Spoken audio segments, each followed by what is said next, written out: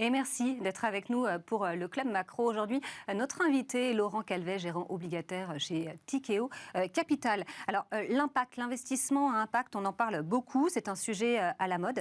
Derrière se cache une réalité, l'urgence climatique. Et c'est vrai qu'il y a vraiment cette urgence à opérer une transition énergétique. On en parle avec vous. Laurent, comment allez-vous ? Bonjour, ça va. Bonjour, Merci. bienvenue. Bonjour. Alors, on sait qu'il y a urgence. C'est vrai que beaucoup, quand même, se demandent encore si derrière cette histoire de gestion à impact, investissement à impact, il n'y a pas quelque chose d'un petit peu marketing. Alors c'est vrai qu'on en parle beaucoup en ce moment, et entre positionnement marketing et véritable volonté de faire changer les choses, il faut bien faire la différence. Mais à côté de ça, l'urgence à opérer une transition énergétique et écologique est bien présente.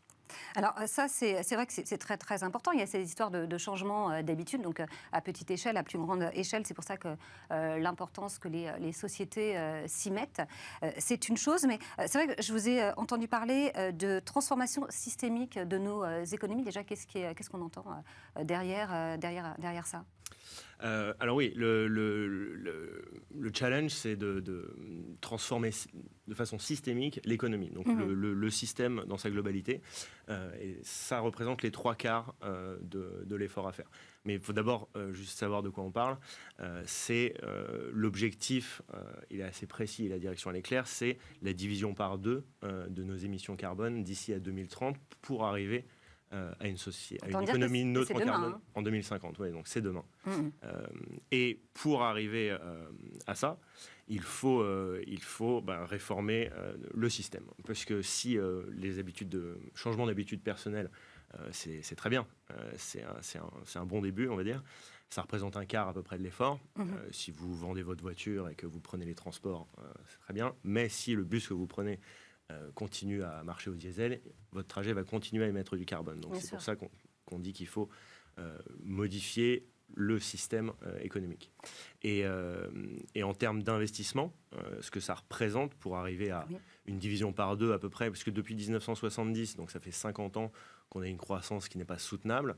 On est à 40 milliards de tonnes de CO2 par an émis. Et il faudrait revenir sur les niveaux de 1970, donc en fait défaire 50 années de croissance non soutenable.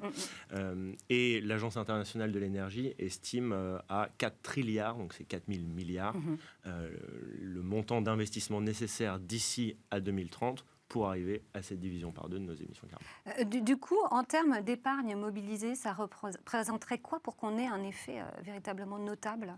Alors, 4 trilliards par an d'investissement d'ici à 2030, c'est ce qu'il nous faut. Et sur le stock total d'épargne, ça représente 3%. Donc d'accord, c'est ça le chiffre. Donc c'est vrai que 4 trilliards par an, ça représente, en absolu, c'est un chiffre qui... Là, 4 trilliards, c'est au niveau mondial Au niveau mondial. Au niveau mondial. Et donc ce serait 3% de l'épargne mondiale. C'est ça, exactement. Okay. Donc quand on le prend en relatif par rapport à l'épargne totale, on se dit que c'est faisable. C'est très atteignable. Tout à fait. Alors c'est vrai qu'on sait que malheureusement toutes les initiatives sur le marché justement ne sont pas sérieuses. On le voit déjà avec le bio. Enfin, on entend beaucoup d'histoires derrière les soi-disant bonnes intentions. Tout le monde ne fait pas forcément ce qu'il faudrait faire. Qu'est-ce qu'on peut faire pour détecter justement ceux qui font bien les choses et ceux qui font moins bien ? Alors c'est vrai que comme dans toute tendance porteuse, vous avez cité le bio, c'est vrai que le Made in France c'est pareil, il y a toujours des passagers clandestins un petit peu qui viennent, et c'est vrai que, encore une fois, entre positionnement marketing et véritable volonté de faire changer les choses, il faut arriver à faire la distinction. C'est pour cette raison qu'il y a des instances comme l'Union européenne ou des régulateurs comme l'AMF, l'autorité des marchés financiers, ou la SEC, le gendarme boursier américain, qui poussent pour des obligations de transparence beaucoup plus importantes que ce qui sont mises en place aujourd'hui. Et donc, en tant qu'investisseur, si vous voulez vous assurer que votre argent va avoir un impact positif, donc soit pour l'environnement, soit au niveau social, soit de gouvernance, c'est avant tout bien comprendre la stratégie, bien se regarder les prospectus, les reporting, analyser les principales positions.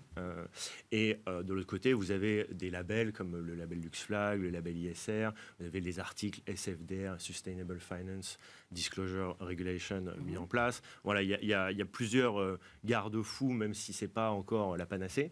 Mais et même s'ils sont parfois remis en cause, en témoigne le label ISR, où ils ont changé le comité justement parce qu'ils trouvaient qu'ils se demandaient presque s'il n'y avait pas une inadéquation entre la promesse et la réalité justement sur ce label ISR. Mais donc effectivement, en fait, ce que vous nous dites, c'est que ça passe forcément par la réglementation au niveau français, au niveau européen ou même au niveau mondial. Ça passe par une certaine réglementation, c'est sûr, mais ça passe aussi par un effort au niveau à la fois de transparence au niveau des sociétés de gestion qui apportent les produits aux investisseurs et de la part des investisseurs aussi de la curiosité et chercher un petit peu à approfondir là où va leur argent.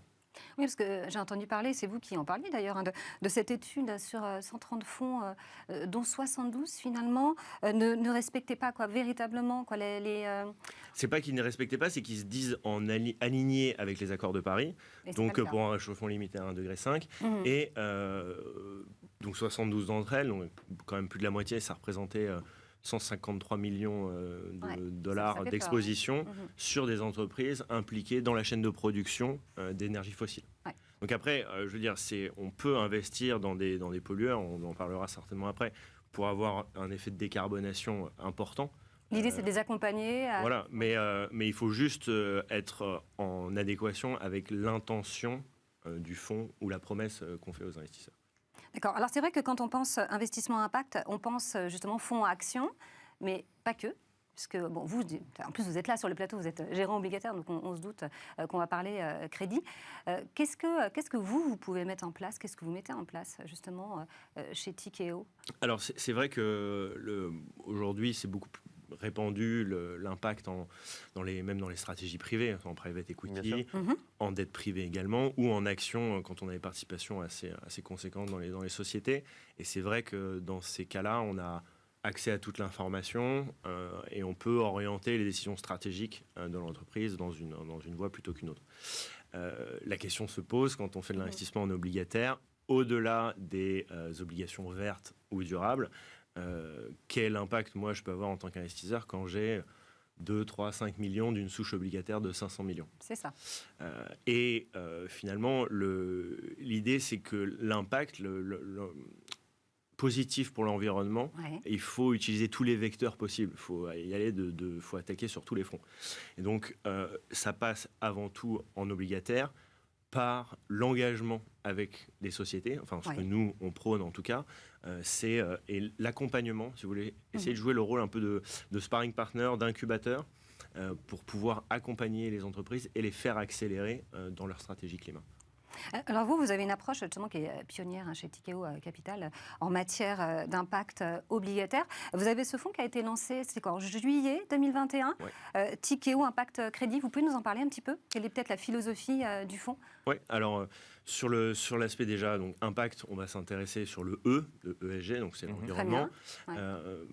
Dans toute méthodologie d'impact, vous avez les 3 piliers classiques qui sont l'intentionnalité, l'additionnalité, la mesurabilité, auxquels nous avons rajouté 2 autres piliers qui sont l'alignement d'intérêts et une partie externe qui va venir annuellement auditer tous nos travaux, justement pour s'affranchir un peu des accusations de greenwashing.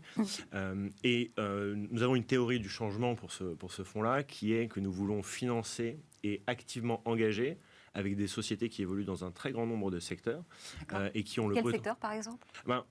Par exemple, les secteurs prioritaires au sens de la taxonomie européenne, puisque pour décarboner l'économie, c'est bien d'investir dans des acteurs qui ont déjà une empreinte carbone faible, comme ce qu'on va appeler des acteurs purs qui dérivent plus de 75% de leurs revenus d'activités vertes au sens de la taxonomie européenne, donc concrètement des gens qui font des panneaux solaires ou des éoliennes. Ça, il faut les financer bien évidemment, mais pour avoir un effet maximal de décarbonation sur l'économie, c'est quand même beaucoup plus intéressant d'aller voir les mauvais élèves de la classe, entre guillemets, et de les ramener au premier rang. Donc de s'intéresser aux secteurs prioritaires au sens de la taxonomie européenne, comme les transports, l'industrie manufacturière, l'immobilier, où en réussissant à amener les acteurs principaux de ces secteurs-là sur une trajectoire de décarbonation, avoir l'effet maximal au niveau systémique. Merci beaucoup, Laurent, d'avoir beaucoup. été avec nous. Je rappelle que vous êtes gérant obligataire chez Tikeo Merci. Capital. On se retrouve tout de suite pour le Club Action.